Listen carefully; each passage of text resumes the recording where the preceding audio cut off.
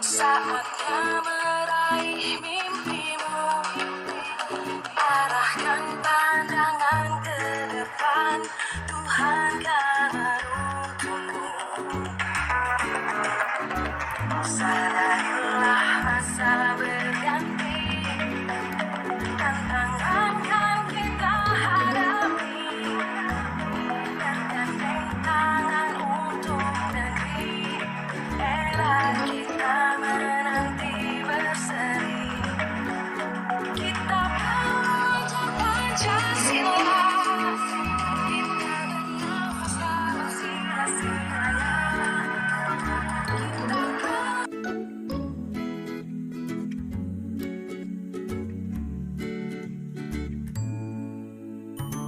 Oke, baik Bapak Ibu, Assalamualaikum warahmatullahi wabarakatuh. Selamat pagi dan salam sejahtera buat kita semua.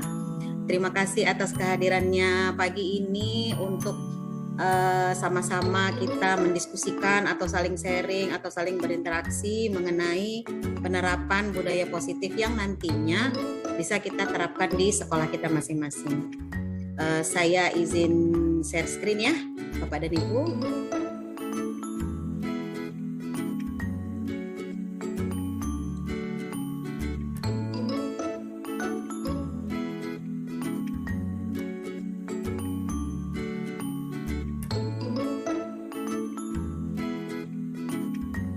Oke, baik.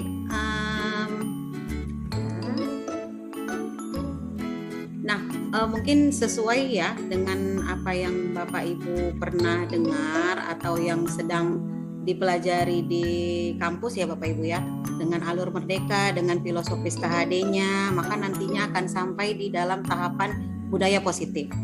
Jadi pertemuan kita kali ini selain untuk membantu saya untuk kegiatan aksi nyata dalam modul 1.4 di kegiatan guru penggerak yang saya sedang lakukan sekarang, saya akan mensosialisasikan bagaimana sebenarnya budaya positif itu bisa diterapkan di sekolah ataupun mungkin ruang lingkupnya di kelas kita masing-masing. Nah, apakah itu budaya positif? Di sini sudah saya buatkan beberapa poin ya Bapak Ibu ya. Kalau budaya positif itu adalah yang pertama adalah suatu pembiasaan yang bersifat positif. Kemudian di dalam budaya positif itu sendiri mengandung sejumlah kegiatan yang mampu menumbuhkan karakter murid ya, perkembangan sikap dari murid yang lebih baik karena dia kalimatnya positif, maka karakternya yang akan kita munculkan adalah yang positif. Jadi kegiatan-kegiatan ini akan kita lakukan berulang, karena dia berulang maka akan menjadi suatu pembiasaan. Nah, yang ketiga, apakah itu budaya positif? Yaitu pengembangannya dapat menumbuhkan motivasi intrinsik. Ya, intrinsik dari dalam diri murid, dari dalam diri anak untuk menjadi pribadi yang bertanggung jawab dan berbudi pekerti luhur serta akhlak mulia. Jadi ini sesuai dengan tujuan pendidikan nasional yang kita cita-citakan, yang juga digaung-gaungkan oleh Ki Hajar Dewantara. Ya, Bapak Ibu. Baik, selanjutnya, nah ini saya ingin meminta Bapak Ibu nih kira-kira nih ya, kira-kira Bapak dan Ibu hebat. Sekolah atau kelas impian Bapak Ibu tuh yang seperti apa sih? Boleh dituliskan di kolom chat ya. Nanti kita bahas. Kira-kira boleh satu kata, boleh satu kalimat, boleh satu frase. Kira-kira sekolah impian ataupun kelas impian Bapak Ibu itu seperti apa? Yang bagaimana gitu?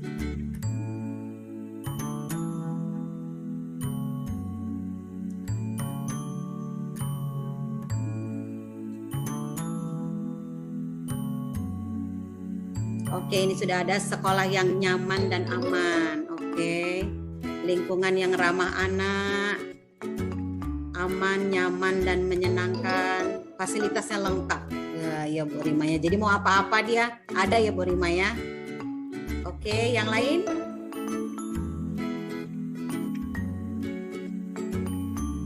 Bapak Ibu ya. Jadi ini kayaknya mengarah ke nyaman dan aman. Lingkungannya nyaman, aman, ramah, menyenangkan, fasilitasnya lengkap.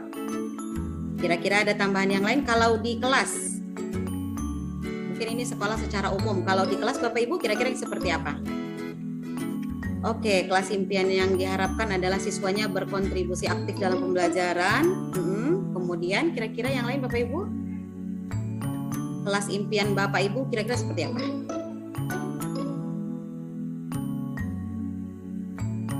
Apakah muridnya harus mau belajar semua? Apakah semua tugas-tugas yang kita berikan siap pada saat itu juga? Apakah minatnya memang harus di pelajaran kita gitu Bapak Ibu kira-kira? Untuk yang di kelas yang interaktif ya, benar. Ada lagi? Kelas yang siswanya sopan, santun, dan mau diajak bekerja sama. Oke, terima kasih. Ya, jadi tadi kita udah punya beberapa kesimpulan kalau sekolahnya secara umum aman, nyaman, menyenangkan, kemudian ramah anak.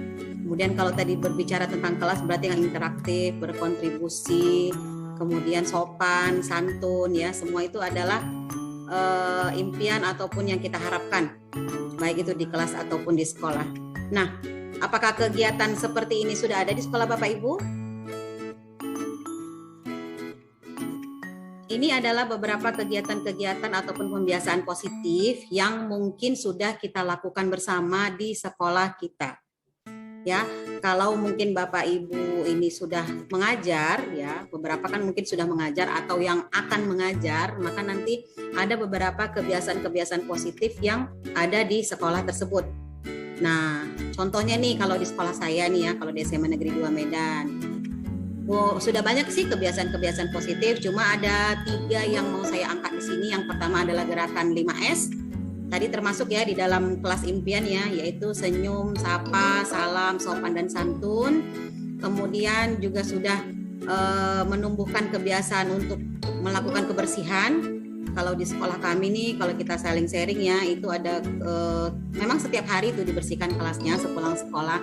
Namun khusus untuk kegiatan bersama itu ada gerakan Jumat bersih. Jadi setiap Jumat jam pertama sekitar setengah jam itu ada kegiatan Jumat bersih. Kemudian pembiasaan juga yang kami lakukan di SMA Negeri 2 Medan ya, itu adalah kegiatan literasi. Jadi ada kegiatan membaca tidak hanya kepada murid tapi juga kepada guru. Ini kita lanjut ya Bapak Ibu ya. Nah, untuk mewujudkan sekolah impian yang tadi kita sudah list ya, kira-kira sekolah impian yang seperti apa, maka sebenarnya banyak kaitannya. Kita akan memerlukan beberapa sumber daya, kita memerlukan aset, diantaranya adalah sumber daya alam, pastinya itu fisik, bangunan, lingkungan, mungkin tadi fasilitas ya masuk di situ. Kemudian kita juga bakalan butuh sumber daya dana BOP, dana SPP dari siswa, komite, dan juga sumber-sumber lain. Jadi kalau minimal ketiganya ini berjalan dengan baik, sama-sama sistemnya mendukung untuk terjadinya sekolah impian, menumbuhkan budaya-budaya positif, maka insya Allah sekolah tersebut akan menjadi sekolah impian kita bersama. Ya kan Bapak Ibu? Lanjut ya. Nah, tadi kan ada di awal tadi saya sampaikan bagaimana caranya kita membangkitkan motivasi internal siswa yang intrinsik untuk mewujudkan kegiatan-kegiatan dalam pembiasaan positif. Ya, nah Diane Gossen dalam bukunya yaitu Restructuring School Discipline menyatakan ada 3 sebenarnya alasan motivasi perilaku manusia. Bukan hanya dari murid kita, tetapi juga ini ke kitanya juga gitu ya. Motivasi itu ada 3. Yang pertama, biasanya kita melakukan sesuatu itu untuk menghindari ketidaknyamanan atau hukuman. Jadi kalau sudah diberikan sanksi, maka kita akan takut dan kita akan lakukan hal tersebut gitu ya. Begitu juga anak-anak ini. Misalnya mereka kalau kita bilang ya dikumpul ya hari ini gitu ya, nggak boleh dibawa pulang lagi, pokoknya dikumpul hari ini, dan mereka akan mengerjakannya karena mereka mempunyai motivasi menghindari hukuman gitu ya. Jadi ada sedikit unsur keterpaksaan di situ. Nah, itu sebenarnya belum termasuk ke dalam motivasi internal yang bisa menumbuhkan mereka untuk berperilaku positif. Kemudian ada yang kedua, motivasi perilakunya apalagi, yaitu untuk mendapatkan imbalan atau penghargaan dari orang lain. Jadi bentuknya ingin dipuji atau ingin mendapatkan sesuatu. Misalnya kalau kita di kelas, nah siapa yang bisa menjawab ini maka nanti akan mendapatkan nilai. Siapa nanti yang bisa menjawab ini maka nanti akan mendapatkan hadiah. Dan mereka berlomba-lomba untuk itu. Nah, motivasi yang dihasilkan dari kegiatan seperti ini juga sebenarnya belum merupakan motivasi internal yang bisa menumbuhkan perilaku ataupun kebiasaan positif. Nah, jadi motivasi yang seperti apa ini yang cocok untuk melakukan kegiatan ataupun pembiasaan positif, yaitu motivasi untuk menjadi orang yang mereka inginkan dan menghargai diri sendiri dengan nilai-nilai yang mereka percaya. Jadi pada saat mereka sadar gitu ya, pada saat mereka ikhlas, pada saat mereka berpikir dengan hati nuraninya bahwa apapun yang mereka lakukan adalah karena mereka inginkan, karena itu adalah hal yang mereka inginkan, dan karena itu untuk menghargai diri sendiri, karena mereka juga mempunyai nilai-nilai yang mereka percaya gitu. Nah, setiap orang memiliki nilai-nilai kebajikan. Nanti itu akan kita bahas setelah nanti kita akan membahas keyakinan kelas. Nah, salah satu cara untuk mewujudkan pembudayaan positif ya, budaya positif di sekolah yaitu dengan membuat keyakinan sekolah ataupun keyakinan kelas. Tetapi sebelum kita membuat keyakinan sekolah, sepertinya kita harus mulai dari yang kecil dulu ya kan. Kalau kita mau merubah sesuatu, maka kita harus mulai dari diri kita sendiri, orang-orang di sekitar kita, baru nanti akan ke dalam skop yang lebih besar ya kan Bapak Ibu. Nah, jadi kita akan mulai dari keyakinan kelas. Nah, apa itu keyakinan kelas? Keyakinan kelas adalah sesuatu yang diyakini bersama. Kalau dia di kelas berarti kan antara guru dengan murid ya kan, yang berasal dari penyatuan pikiran untuk menjadi nilai-nilai kebajikan yang dapat diterapkan di kelas. Nah, di sini ada dua yang saya sandingkan, yaitu keyakinan kelas versus peraturan. Kira-kira apa perbedaan keyakinan kelas dengan peraturan? Boleh diberikan pendapatnya Bapak Ibu di kolom chat.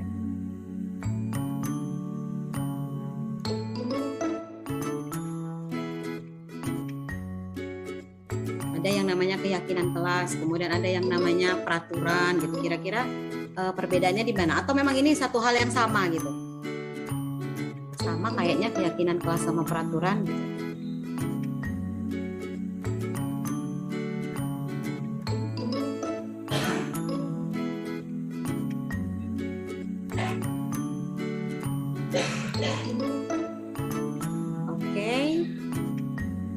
Kalau keyakinan kelas dibuat bersama-sama antar murid dengan guru, ya benar sekali. Keyakinan kelas itu adalah sesuatu yang diyakini bersama. Jadi dibuat bersama-sama antar murid dengan guru. Nah, bagaimana dengan peraturan Bapak Ibu? Keyakinan kelas sepertinya dibuat dari hasil diskusi antara guru dan murid. Jika peraturan biasanya dibuat oleh sekolah. Iya, benar sekali. Ya, terima kasih ya Ibu Uni. Jadi, keyakinan kelas dengan peraturan itu perbedaannya adalah dari cara merumuskannya. Kalau peraturannya itu memang sudah ada, begitu kita masuk ke sekolah, kita SD, SMP, SMA, mungkin di universitas, kita sudah tahu ada peraturan yang harus kita taati. Itu peraturan dibuat dari institusinya, dibuat dari sekolahnya, dibuat dari sistem-sistem yang ada di sekolah tersebut. Tapi yang namanya keyakinan kelas, rumusannya itu berdasarkan dari ya penyatuan pikiran yang nantinya diyakini bersama, kemudian dirumuskan dan dapat dijadikan keyakinan bersama di kelas gitu ya, yang nanti dapat dijadikan sebagai nilai-nilai kebajikan yang akan diterapkan di kelas tersebut. Oke, terima kasih responnya. Nah, ini silakan Bapak Ibu, di sini saya buatkan Bapak Ibu hebat, silakan tulis nilai kebajikan apa saja yang Bapak Ibu miliki.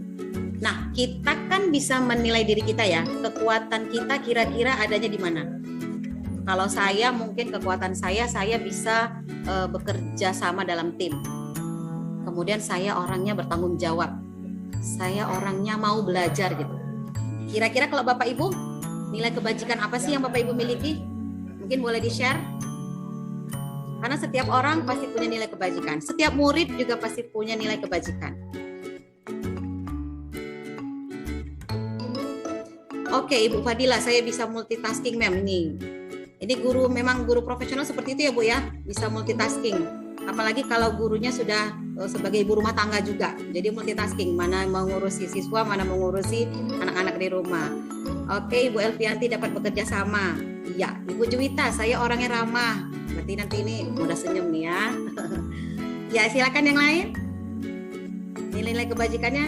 Ya, Pak Ben, saya menerima kritikan dari orang lain untuk mengembangkan potensi saya. Berarti no offense ya Pak Ben, ya nggak tersinggung kalau dikritik ya, sepanjang itu kritik yang membangun. Oke, Bapak Ibu yang lain, kira-kira kekuatan kita apa? Jadi ada beberapa, kalau misalnya dalam tim ada satu orang yang mungkin kalau ngomong di depan gemetar. Jadi saya bagian yang mengumpulkan materi aja. Ya kan begitu kalau dia berkolaborasi. Jadi kita paham akan kekuatan kita masing-masing. Yang satu mungkin males deh cari-cari materi, aku yang ngomong aja di depan. Yang satu aku paham IT, nanti aku aja yang merumuskan pekerjaannya. Jadi setiap orang memiliki kekuatan masing-masing. Ya, ini sudah ada dari Pak Dentri, dapat bekerja sama dengan tim dan mudah bergaul.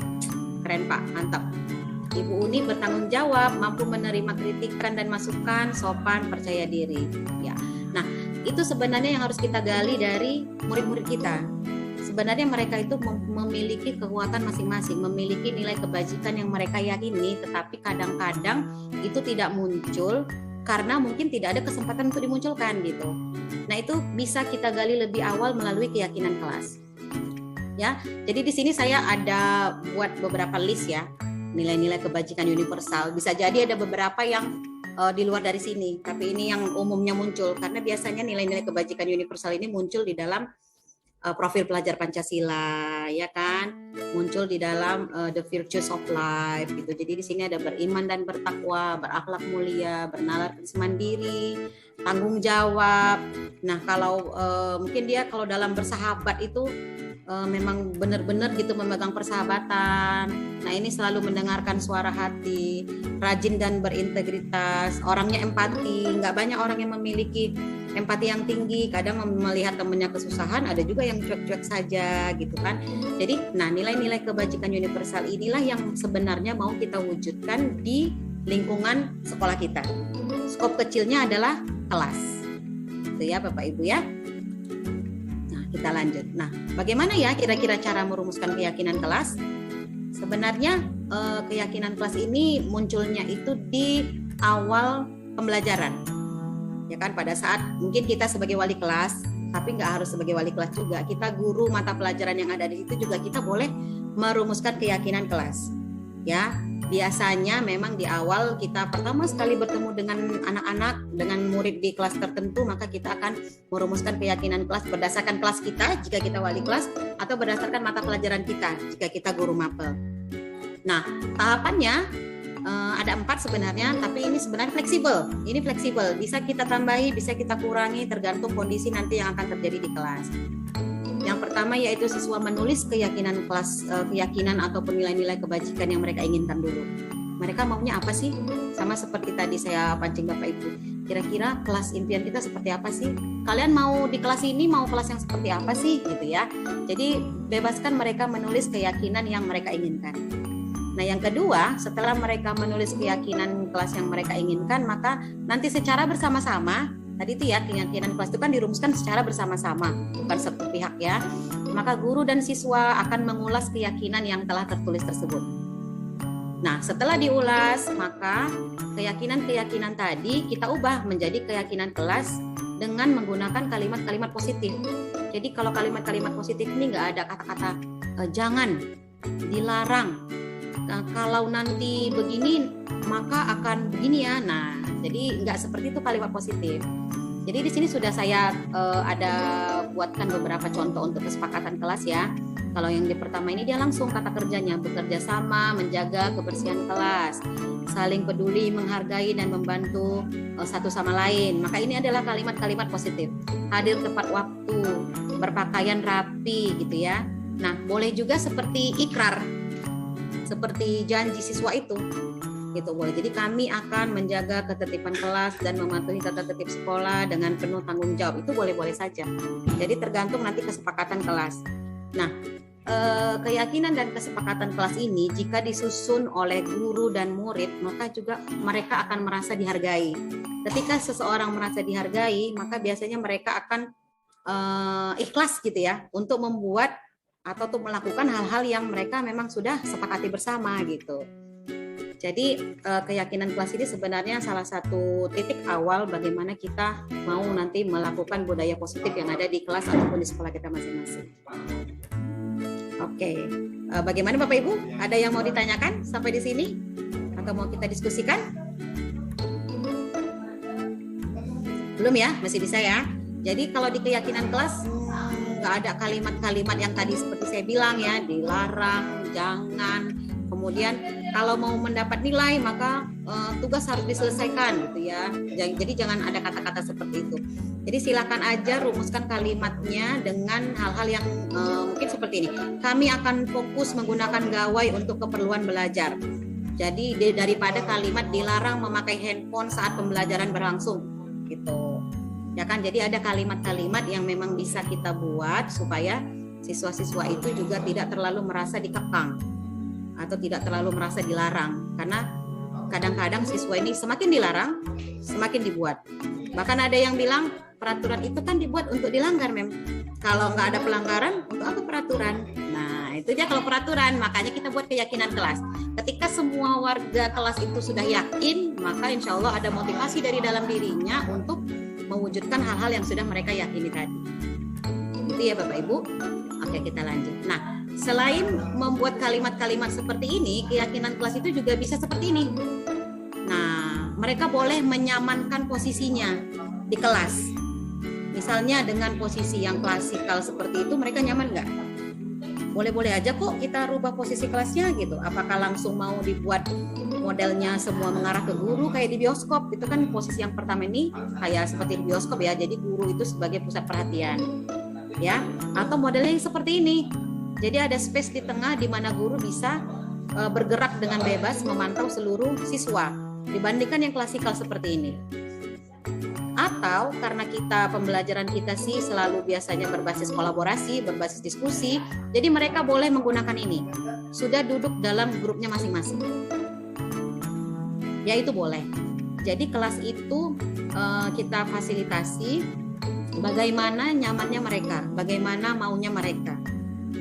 Gitu ya Bapak Ibu ya. Daripada terkadang kalau kita mau kelompok harus bergerak lagi, jadi ribut lagi ya, geser sana geser sini. Jadi sebenarnya boleh kelas itu diposisikan menurut kebutuhan dari kelasnya, kebutuhan dari gurunya, itu boleh-boleh saja. Oke, nah kita lanjut. Nah, oke, selanjutnya. Nah, di sini ada saya buat beberapa ilusi ya, ilusi yang kadang-kadang menurut kita iya, tapi ternyata tidak. Jadi di sini ada miskonsepsi posisi kontrol. Kita terkadang kita anggap kita bisa mengontrol murid tersebut. Ayo semuanya bergabung dalam grup ini, grup ini, grup ini. Mereka bergerak. Oh, berhasil aku. Posisi kontrol itu ada di tanganku. Nah, ternyata tidak. Ilusi guru mengontrol murid itu ternyata memang adalah sebuah miskonsepsi. Kenapa? Karena itu tadi, motivasi si anak kita nggak tahu. Apakah karena memang udahlah daripada nanti kena hukuman, daripada nanti aku sendiri nggak ada kawan, ya udahlah berkelompok aja gitu. Nah, jadi ada beberapa miskonsepsi yang kita anggap kita mampu, ternyata sebenarnya tidak. Ya. Nah, yang kedua, ada ternyata ilusi bahwa semua penguatan positif itu efektif dan bermanfaat. Terkadang kita anggap itu efektif dan bermanfaat kalau menyentuh perasaan dari anak-anak yang memang bermotivasi tinggi. Tetapi di saat itu didapati oleh anak-anak yang cuek-cuek saja, ternyata itu sebenarnya nggak efektif. Jadi berbagai murid berbagai macam ragam juga gitu motivasinya. Ya, nah yang ketiga, ilusi bahwa kritik dan membuat orang merasa bersalah dapat menguatkan karakter. Di beberapa orang iya, tapi di beberapa orang ada yang sekali kritik saja sudah mengamuk, marah, muncul egonya, muncul emosinya. Jadi nggak bisa kita samaratakan siswa-siswa ini mana yang bisa dikritik, mana yang bisa ditegur, mana yang bisa dinasihati, mana yang bisa kita kasih penguatan positif, ya kan? Mungkin kadang kita mengatakan, wah bagus sekali, oke kamu ternyata bisa ya melakukan ini. Nah, ada yang merasa guru ini memuji saya, maka saya akan memotivasi diri saya. Kalau yang satu lagi mungkin ibu ini hanya sekedar ajanya, aku pun sebenarnya ke depan itu hanya terpaksanya. Nah, ada yang seperti itu. Jadi itu sebenarnya ada beberapa miskonsepsi ya dari hal-hal yang seperti itu. Nah, kemudian miskonsepsinya orang dewasa memiliki hak untuk memaksa. Nah, orang dewasa yang dimaksud di sini adalah guru.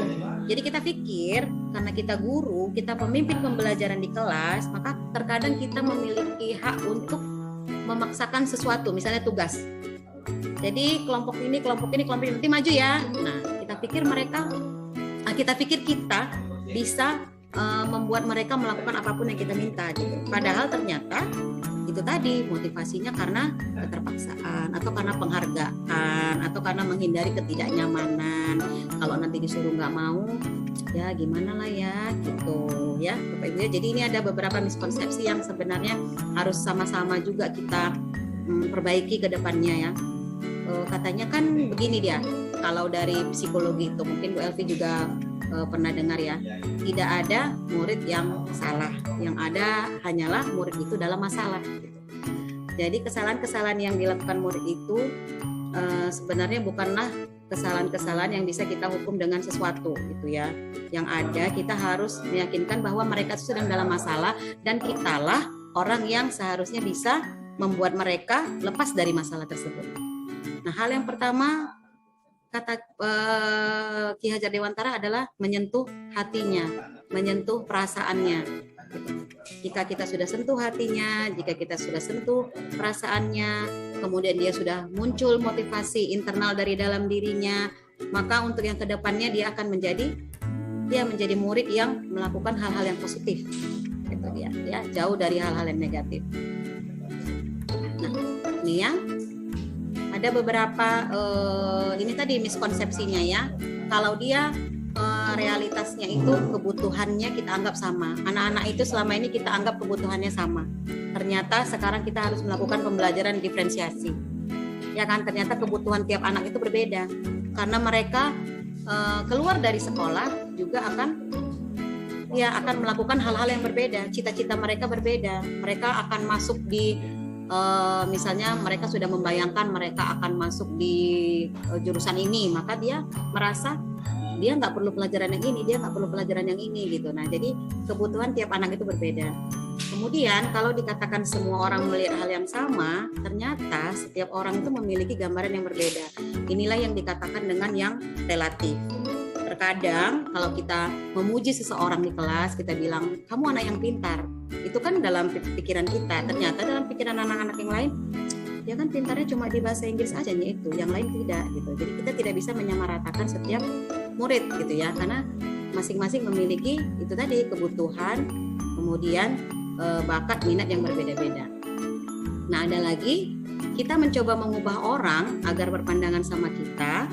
Nah, ini sulit ya sebenarnya ya. Tapi kalau di dalam teori kontrol itu kita berusaha memahami pandangan orang lain tentang dunia. Jadi kita coba membalikkan sudut pandang gitu ya. Jangan meminta orang lain untuk ikut dengan pendapat kita. Tapi alangkah baiknya kita berusaha memahami apa sih yang mereka pahami tentang dunia ini. Bukan tentang kita, tentang dunia ini. Maka kita nanti akan bisa pelan-pelan masuk ke dalam dunia universal mereka. Nah, kemudian di sini ada lagi yang keempat, perilaku buruk dilihat sebagai suatu kesalahan. Ya kan? Tapi ternyata kalau kita masuk ke dalam teori kontrol ini, semua perilaku murid itu memiliki tujuan masing-masing. Nanti ini akan kita bahas di dalam kebutuhan manusia ya. Ternyata semua perilaku itu memiliki tujuan masing-masing. Jadi jika ada anak yang tidur, jika ada murid yang mungkin ribut, mereka punya tujuan masing-masing. Apakah ingin diperhatikan atau ingin cari perhatian atau memang benar-benar ngantuk karena tadi malam nggak tidur misalnya gitu. Jadi ada masing-masing itu memiliki tujuan. Nah, yang ini orang lain bisa mengontrol saya, gitu ya.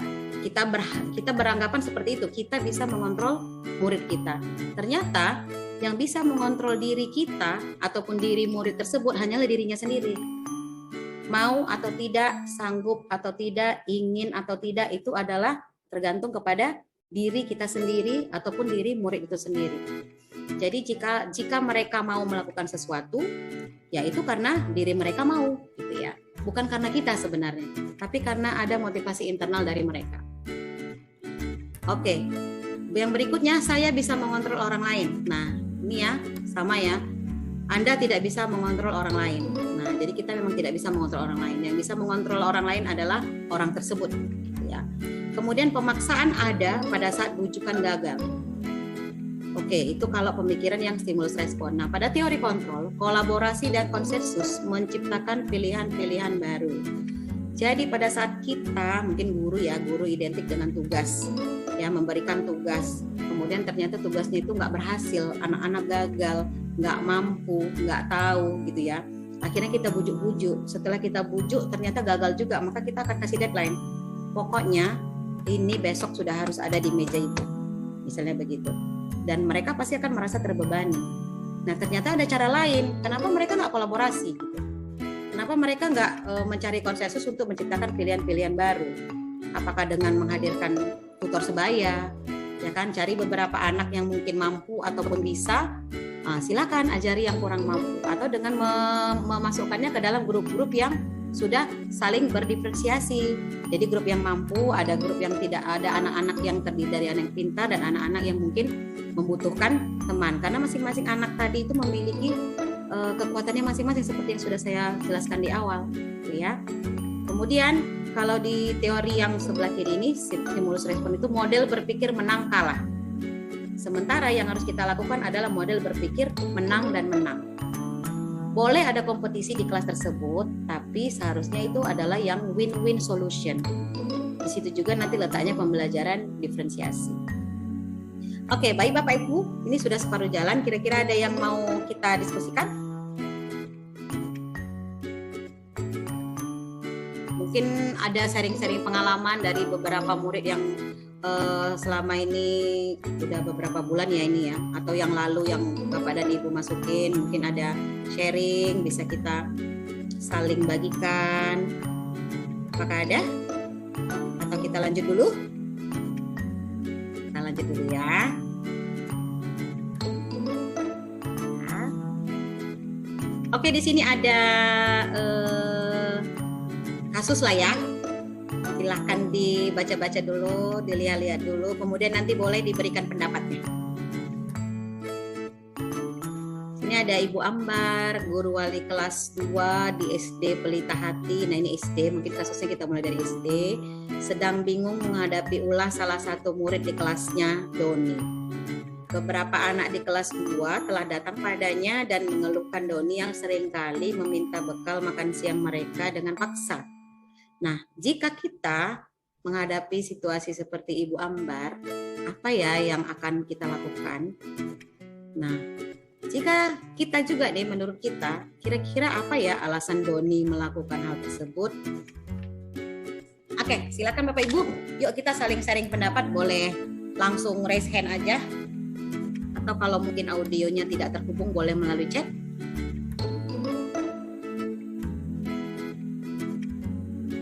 Bu, saya izin mau menjawab, Bu. Boleh, silakan Ibu Uni. Oke. Dari cerita yang saya gambar, saya lihat di gambar, jika saya berada di posisi Ibu Ambar, hal yang perlu saya lakukan adalah membuat pendekatan dengan Doni, dengan mencari tahu kira-kira latar belakangnya seperti apa penyebab dia melakukan hal tersebut kepada teman-teman yang lain. Tapi kira-kira menurut saya alasan Doni melakukan hal itu karena dia dari rumah tidak diberikan bekal oleh orang tuanya. Sehingga dia sering meminta paksa bekal temannya karena dia merasa kenapa saya tidak punya bekal sedangkan mereka punya bekal. Seperti itu, Bu. Iya, terima kasih Bu Uni. Jadi memang kemungkinan itu ada ya. Kemungkinan si Doni nggak ada bekal. Jadi dia minta dengan temannya, ya kan? Tapi ternyata temannya nggak suka dengan cara si Doni. Oke. Yang lain Bapak dan Ibu? Kalau tadi Bu Uni akan melakukan pendekatan, mungkin menasihati ya Bu Uni ya, menasihati, melakukan pendekatan, mencari tahu latar belakangnya apa, dan kemudian menyimpulkan mungkin bisa jadi alasan Doni adalah karena dia tidak membawa bekal dari rumah. Kira-kira ada yang lain Bapak Ibu? Baik, izin menambahkan Mem. Ya, silakan, setelah Pak Ben. melakukan pendekatan, setelah melakukan pendekatan seperti yang Ibu Uni sampaikan, saya akan meminta orang tuanya untuk atau saya yang datang ke rumahnya untuk menanyakan kenapa Doni itu sering meminta bekal dari anaknya. Karena bisa saja Doni memang harusnya dibekali makanan dari rumahnya. Kan itu sebenarnya peran orang tua sangat penting gitu kan. Jadi saya akan mendatangi rumahnya atau memanggil orang tuanya Doni ke sekolah untuk mengadakan tatap muka dengan orang tua Doni. Seperti itu, Mem. Oke, berarti fokus di penyebab dulu ya Pak Ben ya. Mungkin melakukan home visit dan mencari tahu ya apa alasannya. Karena kan ini siswa SD ya. Kalau SD kan mungkin biasanya identik dengan bawa bontot gitu ya. Jadi kemungkinan yang terjadi adalah karena dia tidak ada bekal. Oke, kira-kira Bapak Ibu ada yang lain? Alasan di balik Doni ini sering meminta bekal makan siang teman-temannya secara paksa? Oke, kita lanjut ya. Nah, kita akan membahas tentang kebutuhan dasar manusia. Nanti akan ada kaitannya dengan si Doni tadi. Ada 5 kebutuhan dasar manusia. Yang pertama kebutuhan bertahan hidup, kebutuhan untuk diterima, ya, kebutuhan pengakuan ataupun kemampuan, kebutuhan akan pilihan, dan kebutuhan untuk merasa senang. Maka kita akan lihat Doni tadi masuk ke dalam pemenuhan kebutuhan yang mana. Karena setiap orang pasti memiliki kebutuhan-kebutuhan ini. Nah, ini dia ya. Kalau kita membahas dari kebutuhan bertahan hidup, tadi seperti yang disampaikan Bu Uni dengan Pak Ben.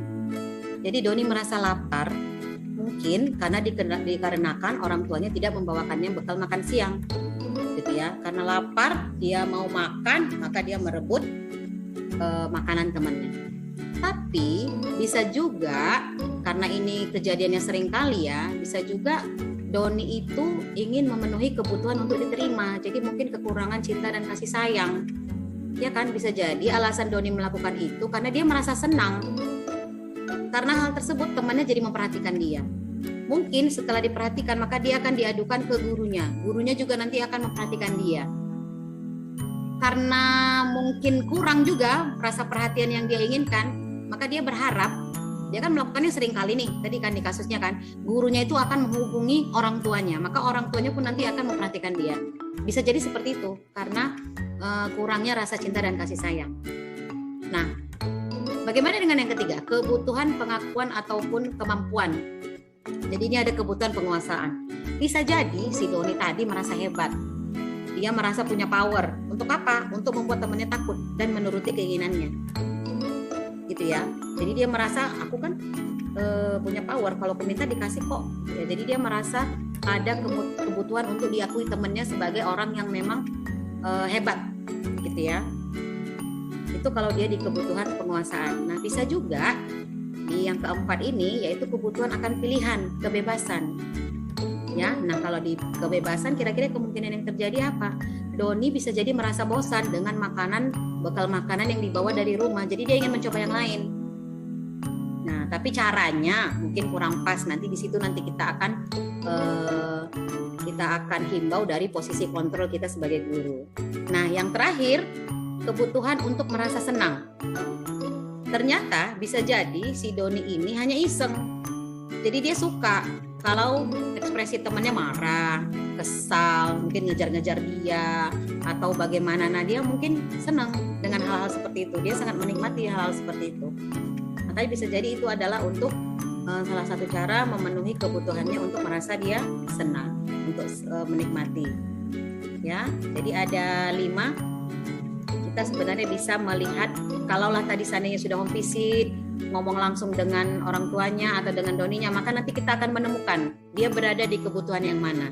Begitu kita temukan dia mungkin berada di kebutuhan yang A tadi ya, yang pertama ya, bertahan hidup, maka mungkin kita akan bisa carikan solusi, kan begitu kan? Jadi Bapak dan Ibu, kayaknya si Doni ini bawakan dong bekal makan siangnya supaya dia nggak minta-minta dari teman yang lain gitu ya kan. Nah, kalau untuk yang kebutuhan untuk diterima atau cinta dan kasih sayang, mungkin kita bisa bilang juga ke orang tuanya, kayaknya nih si Doni kurang perhatian Bapak Ibu. Bapak dan Ibu kerja ya, mungkin bisa deh diluangkan waktunya sedikit gitu. Atau kita sebagai guru, karena dia mungkin berada di level yang kekurangan perhatian, maka kita bisa meningkatkan perhatian kita terhadap Doni. Mungkin pada saat istirahat kita bisa nanya, Doni bawa makan siang? Nah, mungkin seperti itu. Jadi dari analisis-analisis seperti itu kita bisa menghasilkan solusi.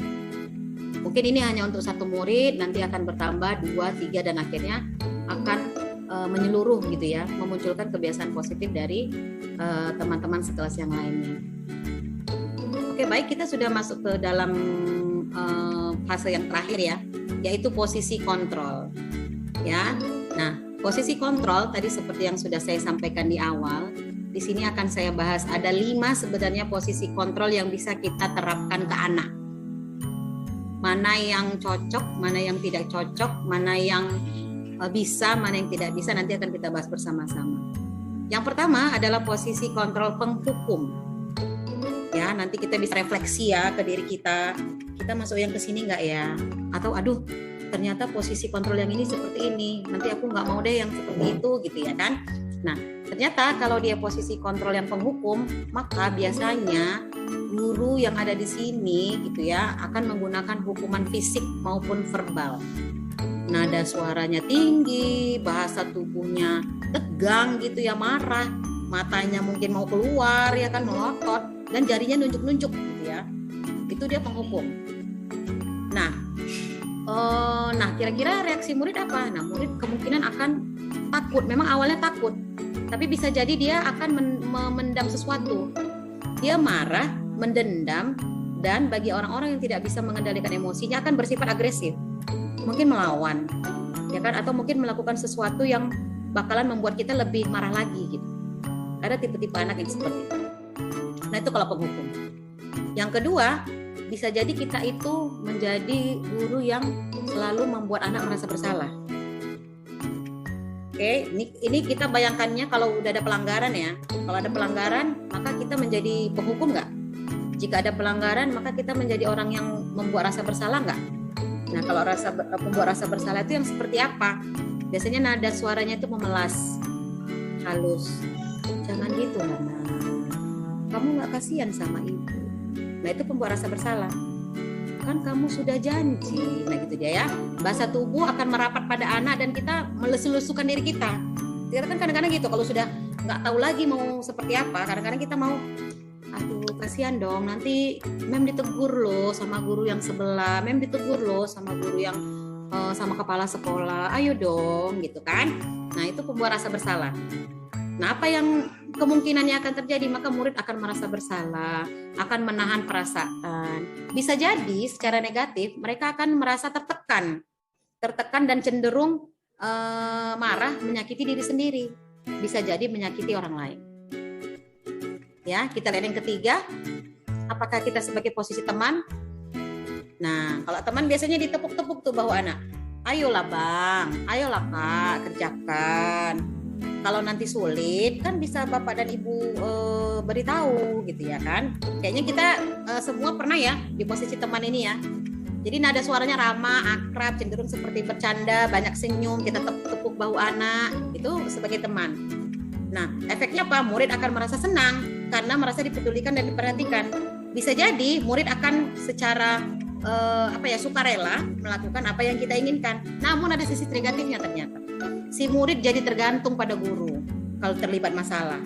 Kemudian dia nggak mandiri dan cenderung tidak berubah. Kalau aku nanti nggak melakukan ini, paling kan dibujuk-bujuk sama ibu itu. Nggak apa-apa lah, ibu tuh kan nggak pernah marah. Ibu tuh kan selalu ngomongnya nanti kan senyum-senyum, canda-canda, ramah, nggak pernah marah, lembut kok ibu itu, gitu ya. Jadi dia merasa nggak terlalu perlu untuk merubah dirinya. Ya.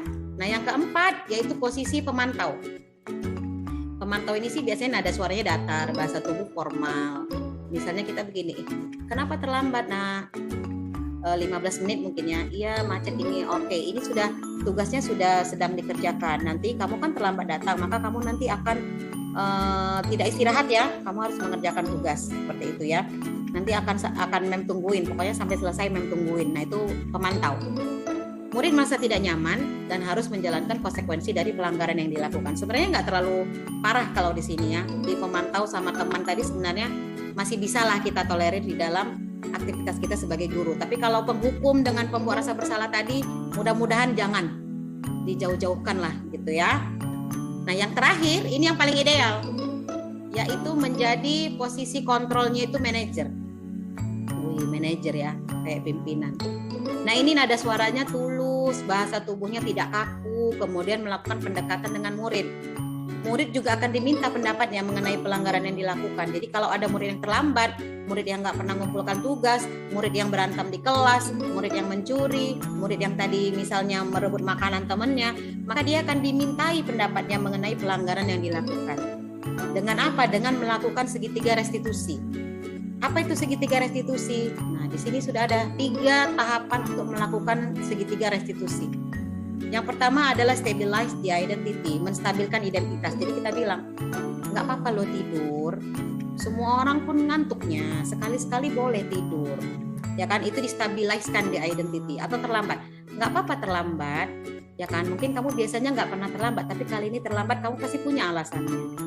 Nah, itu distabilkan dulu identitasnya, bahwa apa? Bahwa kebersalahannya dia itu bukanlah kebersalahan secara universal gitu. Jangan terlalu kita salahkan juga.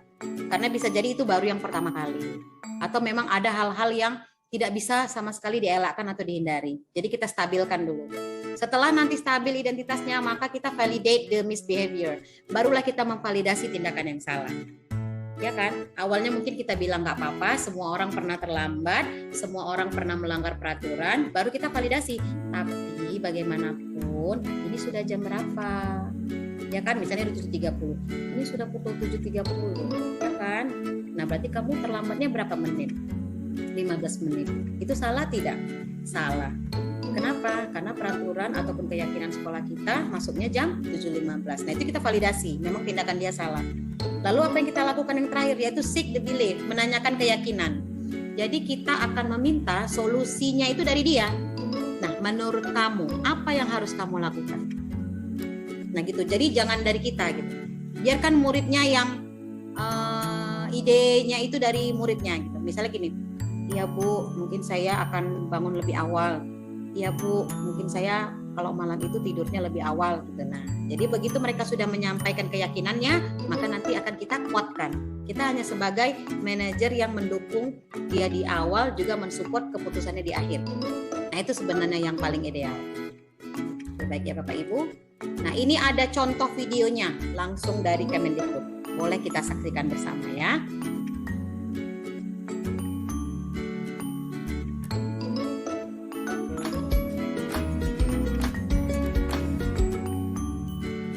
Salam bahagia Ibu dan Bapak guru hebat.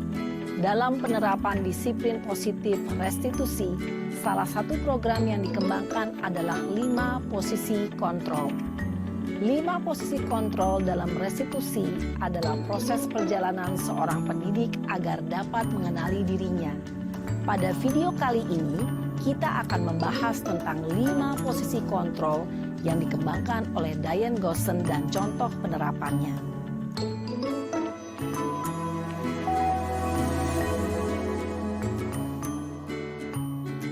5 posisi kontrol itu adalah 1. Posisi penghukum. 2. Posisi pembuat merasa bersalah. 3. Posisi teman. 4. Posisi pemantau atau monitor. Dan 5. Posisi manajer. Untuk lebih memahami kelima posisi tersebut, mari kita saksikan kasus Naren yang terlambat hadir 20 menit di sekolah dan melihat bagaimana kelima posisi kontrol dalam menghadapi masalah tersebut.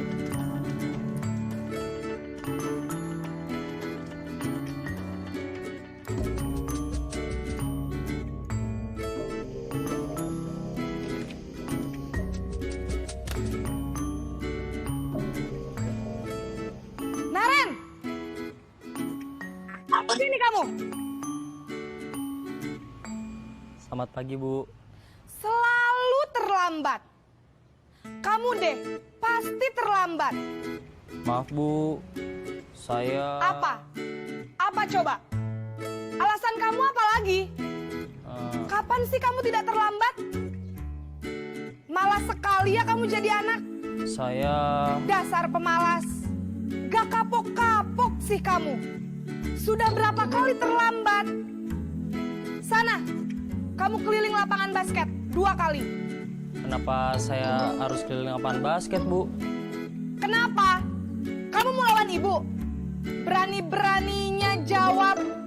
Sudah terlambat, masih berani jawab pula. Sekarang, keliling lapangan basket 5 kali sekalian. Biar kapok. Cepat, pergi sana ke lapangan basket. Posisi penghukum biasanya berbicara dengan nada tinggi, menghardik, menunjuk-nunjuk, menyakiti, dan menyindir. Hukuman bisa berupa fisik maupun psikis. Ibu dan bapak guru hebat. Dampak yang terjadi pada murid ketika guru berada pada posisi penghukum adalah murid cenderung akan memberontak, bahkan menyimpan dendam.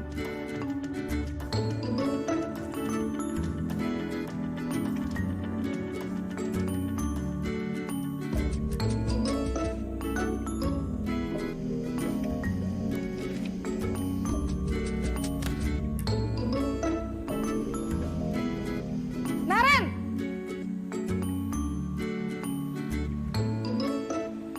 Selamat pagi, Bu. Naren. Kamu kenapa terlambat lagi, nak? Ya Tuhan, Naren. Kamu senang ya bikin ibu susah ya? Kalau kamu terlambat lagi, nanti ibu yang ditegur bapak kepala sekolah, nak. Disangka ibu tidak bisa membina kamu. Duh, gimana ini? Maaf, Bu. Duh, Gusti Naren. Kamu suka ya kalau ibu ditegur bapak kepala sekolah? Terus, sekarang ibu harus tulis apa ini di buku absen? Ini kamu sudah sering terlambat loh. Ibu harus apa coba? Maaf, Bu. Maaf sekali. Ya sudah, lain kali jangan bikin ibu susah lagi ya, nak ya. Ibu tidak akan kuat lagi kalau kamu begini terus. Bisa jantungan kalau ibu tegur bapak kepala sekolah. Sana cepat ke kelas. Maaf ya, Bu. Maaf sekali. Posisi pembuat rasa bersalah berbicara dengan nada tenang, cenderung lembut. Namun kata-kata yang diutarakan membuat murid merasa menjadi orang yang gagal. Memandang buruk dirinya sendiri, merasa tidak berharga, dan tidak sanggup membahagiakan orang lain. Ketika guru mengambil posisi pembuat rasa bersalah, murid akan menganggap dirinya yang bersalah dan ia akan menyimpan emosi negatif tersebut di dalam dirinya.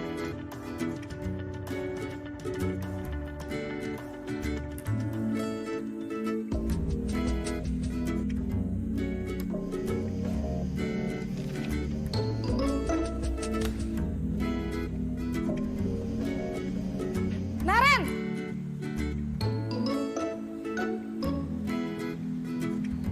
Selamat pagi, Bu. Wah, sudah jam berapa ini, nak? Terlambat lagi ya, sayang. Iya, Bu. Habis ibu saya lupa bangunkan saya, Bu. Kamu malah menyalahkan ibu kamu.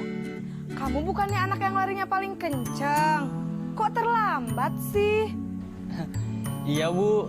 Saya memang terlambat bangun tadi. Jadi, biarpun saya lari kencang, tetap gak kekejar, Bu. Ya sudah sana. Nanti lain kali larinya lebih kenceng lagi ya. Biar gak terlambat lagi. Bikin seneng ibu. Demi ibu. Bisa kan? Bisa lah, Bu. Ya sudah sana masuk kelas. Ibu beresin urusan absen kamu. Kamu ini ada-ada saja.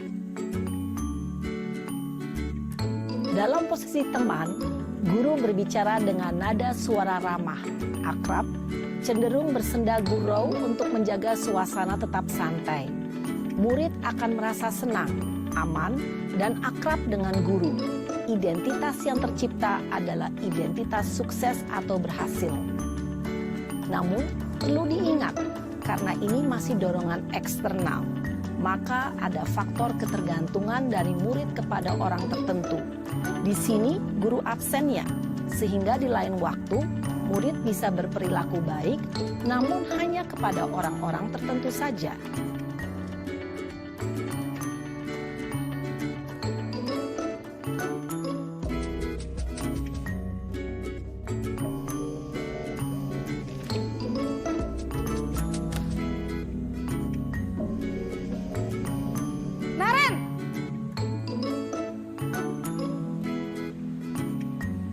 Selamat pagi, Bu.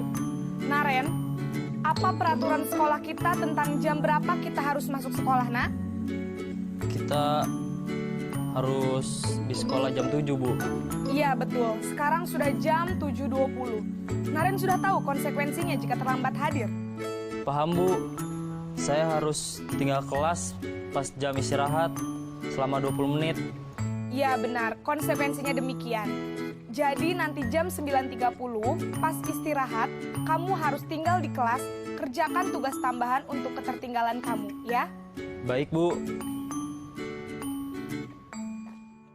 Posisi pemantau mengandalkan penghitungan atau data untuk mengontrol murid. Guru mengarahkan murid berdasarkan peraturan dan konsekuensi. Seorang pemantau menunjukkan bahasa tubuh dan ekspresi wajah yang datar dan cenderung formal.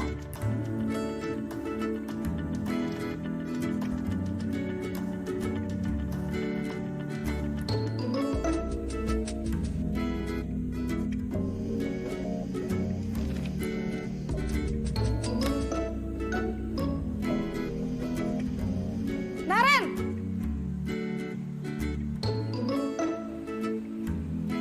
Selamat pagi, Bu.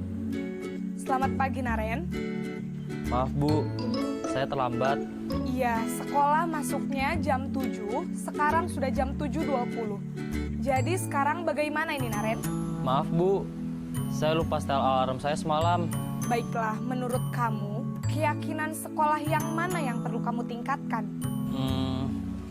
Menghargai diri sendiri dan orang lain mungkin ya, Bu. Setuju. Jadi, apakah Naren meyakini prinsip saling menghormati tersebut? Iya, Bu. Saya meyakininya. Apakah Naren bersedia memperbaiki masalah keterlambatan ini? Bersedia, Bu. Bagaimana kamu akan perbaiki masalah keterlambatan ini? Saya akan coba untuk tidak lupa menyetel alarm saya, Bu. Baik, kalau Naren lupa menyetel alarm di rumah, ada orang yang kira-kira bisa bantu mengingatkan tidak? Ada, Bu.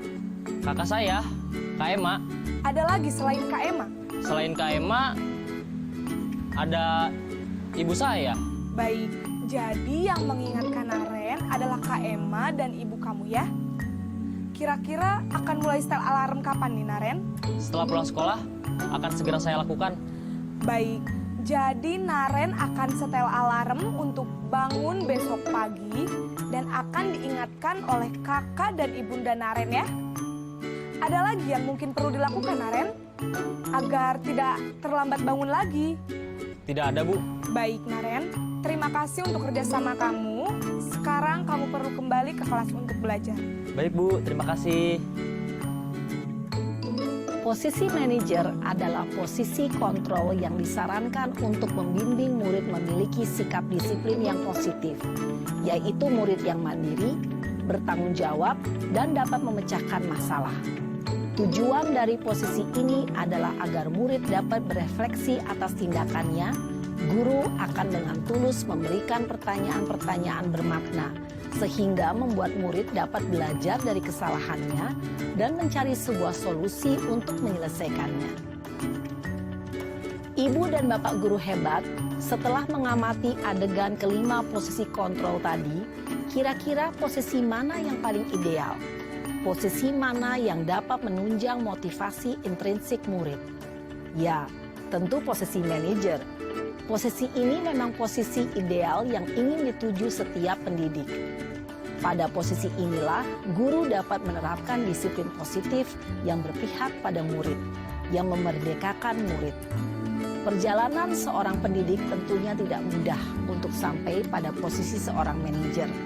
Namun, tujuan kita pasti, yaitu menciptakan murid-murid yang mandiri, merdeka, dan bertanggung jawab. Semoga penggambaran 5 posisi kontrol yang telah diperlihatkan ini dapat menjadi ajang refleksi bagi kita semua, agar dapat terus mengasah dan menerapkan disiplin positif yang memerdekakan murid. Mari terus berlatih dan bersemangat. Selamat menerapkan. Salam dan bahagia Ibu dan Bapak Guru hebat.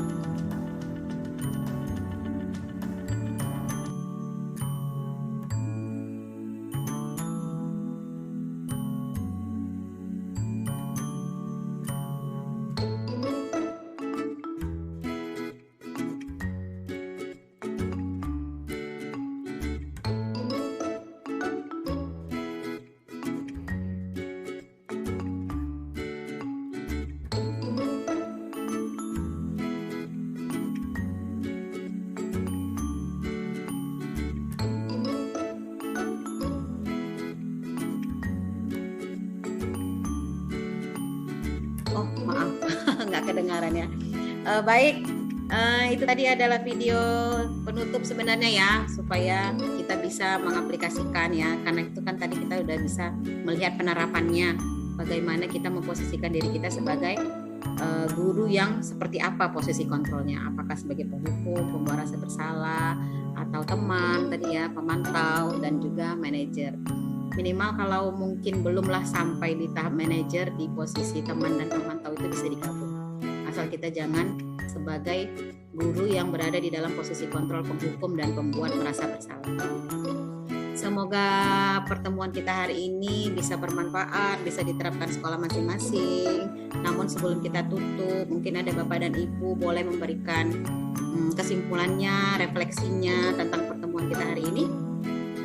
Saya persilakan.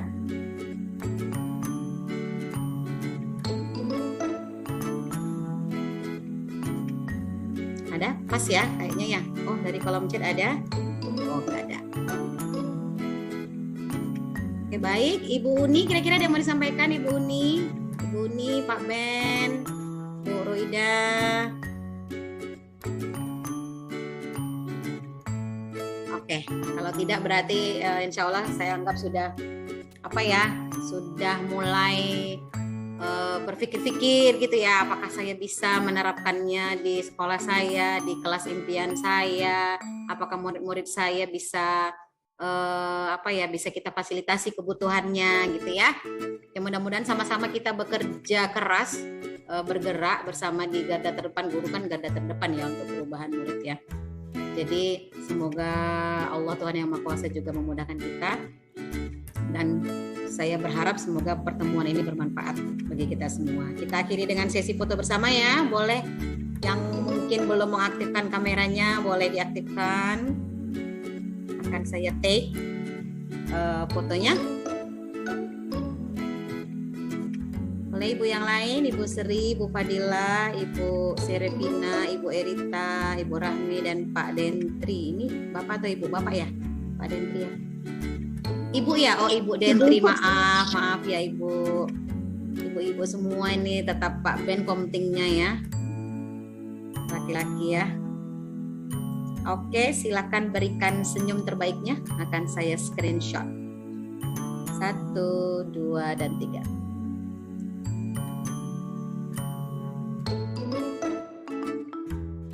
Oke, terima kasih. Terima kasih ya Bapak Ibu untuk hari ini. Semoga hal ini nggak terbatas di sini saja. Nanti Bapak dan Ibu juga boleh sharing ke teman-temannya yang lain. Terima kasih banyak. Saya akhiri. Assalamualaikum warahmatullahi wabarakatuh. Selamat siang. Goodbye everyone. Thank you. Goodbye, ma'am. Thank you, ma'am. Goodbye. Thank you. Terima kasih semuanya. Thank you, ma'am.